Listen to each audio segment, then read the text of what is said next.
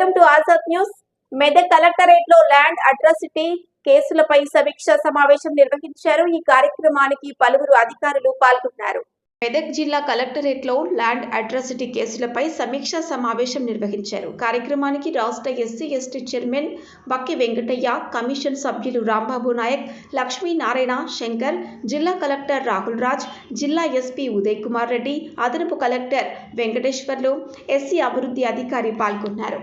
ఈ సందర్భంగా SC ST commission chairman మాట్లాడుతూ ఎస్సీ ఎస్టీల చట్టాలపై అవగాహన కల్పించాలని, ఎస్సీ ఎస్టీల పెండింగ్ కేసుల పరిష్కరించాలని, ఎస్సీ ఎస్టీలపై దాడులు అరికట్టాలని, బాధితులకు నష్టపరిహారం త్వరితగతిన అందించాలని, ప్రతి నెలలో పౌర హక్కుల దినోత్సవం జరపాలని, మెదక్ పట్టణంలో ఎస్సీ ఎస్టీ దుకాణ సముదాయాలపై దృష్టి సారించాలన్నారు.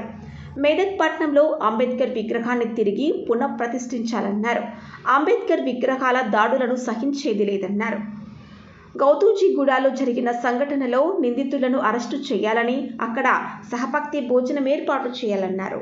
కమిషన్ చైర్మన్ బక్కి వెంకయ్య గారికి, ఇతర గౌరవ సభ్యులందరికీ, ఎస్పీ గారికి, అడిషనల్ కలెక్టర్ గారికి, డిఎస్పీఓ గారికి, ఇక్కడ వచ్చిన అధికారులకు అందరికీ, సో డివిఎంసీ మెంబర్స్ అందరికీ కూడా నమస్కారం.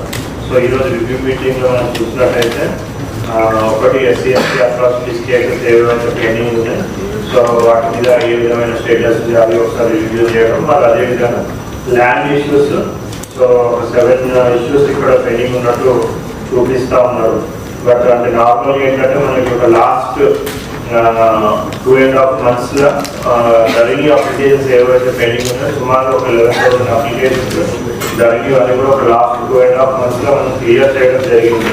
సో ఇది 2021కి సంబంధించి మనకి ఒక 3 కేసెస్, 2022కి సంబంధించి ఇంకొక 2 కేసెస్, 3 కేసెస్, 2023కి సంబంధించి ఒక కేసు ఉంది.